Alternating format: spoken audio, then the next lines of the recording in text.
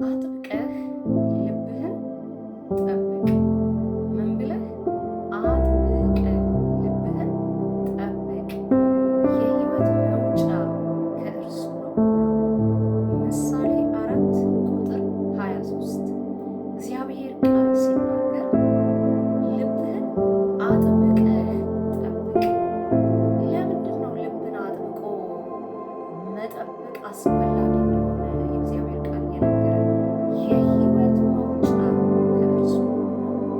ልብ ምንድን ነው ካለ፣ ልብ ሀሳብ፣ ልብ የሰው ሁለንተና፣ ልብ የሰው አመለካከት፣ የሰው ሁለንተናዊ ምልከታ፣ የሰው ሁለንተናዊ እይታ፣ አይምሮ፣ ሀሳብ የሰው ልብ ተብሎ ሊገለጽ ይችላል። አይምሮ፣ ሀሳብ በተለዋጭ ልንጠቀማቸው የምንችላቸው ቃሎች ናቸው። የሰው አይምሮ ካለን የሰው ሁለንተና ማለት ነው። የሰው አስተሳሰብ ካለን የሰው ሁለንተና ማለት ነው። ሰው የአስተሳሰቡን ያህል ነው የሚተገብረው። ሰው ያሰበውን ነው ተግባር ላይ የሚሆነው። ሰው ያሰበውን ነው የሚኖረው። ሰው ያሰበውን ነው በድርጊት የሚገልጠው። የእግዚአብሔር ቃል ሲነግረን ሰይጣን በአስቆሮቱ ይሁዳ ልብ ውስጥ ሀሳብ ጨመረ፣ ሀሳብ አስገባ ይለናል ወንጌል። ምን አይነት ሀሳብ? በ30 ብር ጌታውን እንዲሸጥ አሳልፎ እንዲሰጥ መጥቶ ሀሳብ ነው የሰጠው ሰይጣን። ሀሳብ ነው ውስጡ የዘራበት፣ ሀሳብ ነው ያስገባበት። ያንን ሀሳብ የአስቆሮቱ ይሁዳ ልቡን ለሰይጣን ሀሳብ ክፍት ከማድረጉ የተነሳ ልቡን ከክፉ ሀሳብ ካለመጠበቁ የተነሳ ሊያስተናግደው ቻለ። ተላልፎ ተሰጠ። አያችሁ፣ ሰው ልቡን ክፍት ላደረገው ነገር ተላልፎ ይሰጣል። ወይ ለሕይወት፣ ወይ ለሞት፣ ወይ ለጥፋት፣ ወይም ለመልካም ታልፎ ይሰጣል። ሰይጣን መጥቶ ሀሳብን ወደ ልቡ ሲያስገባ የአስቆሮቱ ይሁዳ ልብ ክፍት ነበር። ልቡን የሚጠብቅ ሰው ነበር። ደቀ መዝሙር ነው። ከጌታ ጋር እየዋለ አብሮት እያገለገለ ሰባዎቹ ሲላኩ አብሮ የነበረ አጋንንትን ካስወጡት መካከል የነበረ ወንጌል ከሰበኩት መካከል የነበረ የአስቆሮቱ ይሁዳ ልቡን ግን ያልጠበቀ ደካማ ሰው ነበረ። አያችሁ፣ ተላልፎ ተሰጠ። ውጤቱስ ታንቆ ሞተ ይለናል እግዚአብሔር ቃል። የንስሐ እንኳን እድል አላገኘም። ቆም ብሎ ንስሐ መግባት እንዳለበት፣ ተጸጽቶ ከጌታው ጋር እንደገና መታረቅ እንዳለበት እድል አጣ። ወደ ዘላለም ጥፋት ተላልፎ ተሰጠ። አያችሁ፣ ውጤቱ ልብን ያለመጠበቅ ውጤት ሞት ያመጣል። ልብን የመጠበቅ ውጤት ሕይወት ያመጣል። መጽሐፍ ቅዱሳችን ሲናገር ጴጥሮስ መልእክት ላይ ሰይጣን በተንኮሉ የሔዋንን አይምሮ አበላሸ። ምኗን ነው ያበላሸው? አይምሮዋን፣ ሀሳቧን፣ አመለካከቷን፣ አስተሳሰቧን መጥቶ አበላሸው። አያችሁ፣ ዞር አደረገው። ምን ብሎ ነገራት? እግዚአብሔር እንደሱ እንዳታስቡ፣ እንደሱ የሱ ልክ አዋቂ እንዳትሆኑ፣ በሱ ልክ ጠቢብ እንዳትሆኑ ያደረገው ነገር እንጂ ይህንን ፍሬ የምትበሉ አትሞቱ ማለት። ኧረ እባክህ፣ አዎ አትሞቱ፣ እመኚኝ። እንግዲህ ድል ያደረጉት ይሄ ሊሆን ይችላል። ዝርዝር ሀሳቡ አልተጻፈም። ሞትን አትሞቱ፣ እግዚአብሔር እንደሱ እንድትሆኑ ስላልፈለገ ነው ያላት። አያችሁ፣ ከእግዚአብሔር ይልቅ ለሰው ሀሳቢ ሆኖ ሰይጣን፣ መቼም ሰይጣን ከእግዚአብሔር ይልቅ ለእኛ ሀሳቢ ሆኖ ሊቀርብ አይችልም። ለምን ከተባለ የእግዚአብሔርና የሰው ልጆች ጠላት ስለሆነ። ያንኑ ተንኮለኛ ሀሳቡን ነው ይዞ መጥቶ ለአስቆሮቱ ይሁዳ ሰጠው። ተቀበለው፣ ካርዱን ተቀበለው፣ አስተናገደው፣ ሞተ።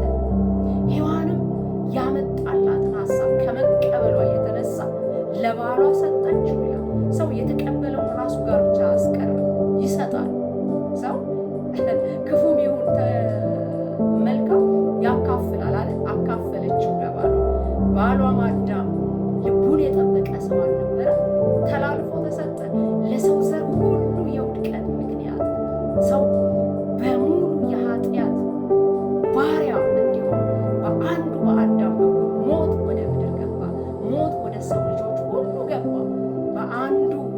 በአንደኛው አዳም ሆኖ በተገለጠው በእግዚአብሔር ልጅ በኢየሱስ ክርስቶስ በኩል ደግሞ ሕይወት መጣ ለሰው ልጆች። ሃሌሉያ ሃሌሉያ። ውጤቱን ልነግራችሁ ነው የፈለጉት። አያችሁ፣ ልብን ያለመጠበቅ ውጤት ለሰይጣን ይዳርጋል። ያልተጠበቀ ልብ ውስጥ ሰይጣን እንደ ልቡ መንሸራሸር ይችላል። ባልተዘጋ ቤት ውስጥ ወዳጅም ጠላትም ሊገባ ስለሚችል አጥር የሌለው ቤት የፈለገ ሊገባ የፈለገው ሊወጣ እንደሚችል ሁሉ ለልባችን አጥር ልናኖርለት ይገባል።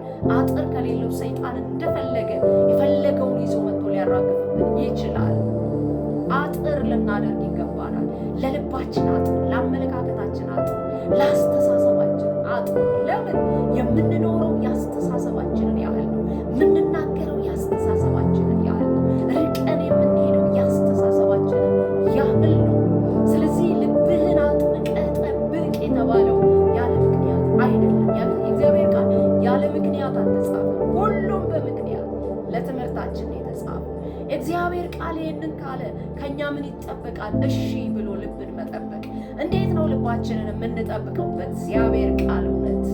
የእግዚአብሔር ቃል በሚለን እውነት መንፈሳችንን በማስገዛት ራሳችንን በመግዛት።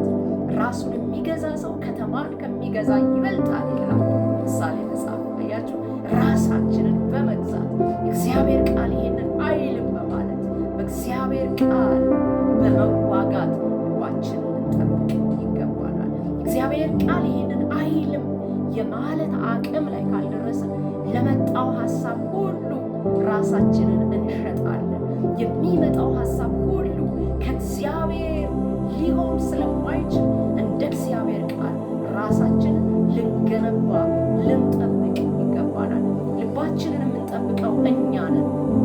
መጋቢያችን ልባችንን ሊጠብቅልን አይችልም። መጋቢ ሊመግበን ይችላል።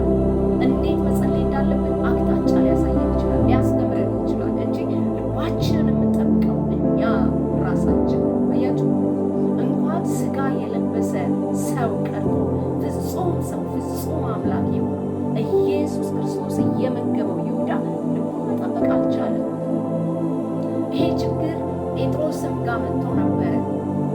ጌታ ኢየሱስ ክርስቶስን ታልፎ እንደሚሰጥ የሰው ልጅ በኃጢአተኞች እጅ ታልፎ ይሰጣል ብሎ ሲናገር ዞር አድርጎ ገሰጸው። ማንን?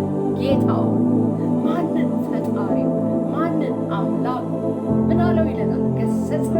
አይሆንም ብሎ ገሰጸው ይላል። ጌታ ኢየሱስ ግን ምን አለው ይለናል? አንተ ሰይጣን።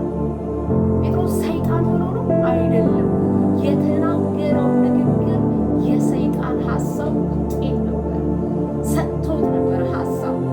አያችሁ፣ አንተ ሰይጣን። ኢየሱስ ገሰጸው፣ ተቆጣው። ሰይጣን ማንንም አይፈራም። ከኢየሱስ ክርስቶስ ጋር የነበሩ ደቀ መዛሙርቶችን የበጉ ሐዋርያት የተባሉትን አብረው እየበሉ አብረው እያገለገሉ ከእሱ ጋር የነበሩትን አልፈራም። አንተን ሊፈራ አይችልም። አንቺን ሊፈራሽ አይችልም። በእግዚአብሔር ቃል እውነት ራሳችሁን ልትገነቡ ይገባችኋል።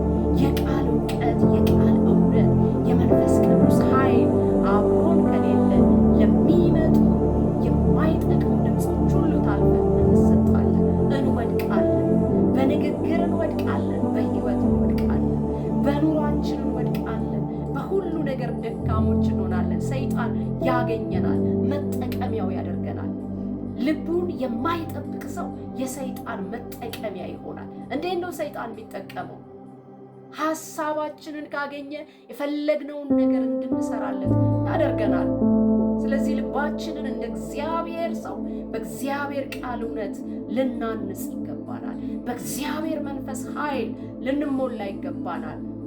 እንደ አማኝ እንደ ጌታ ኢየሱስ ተከታይ ራሳችንን በቃሉ ልናጸና፣ ልንጠብቅ፣ ልንጠነቀቅ ይገባናል። ልንጸልይ ይገባናል።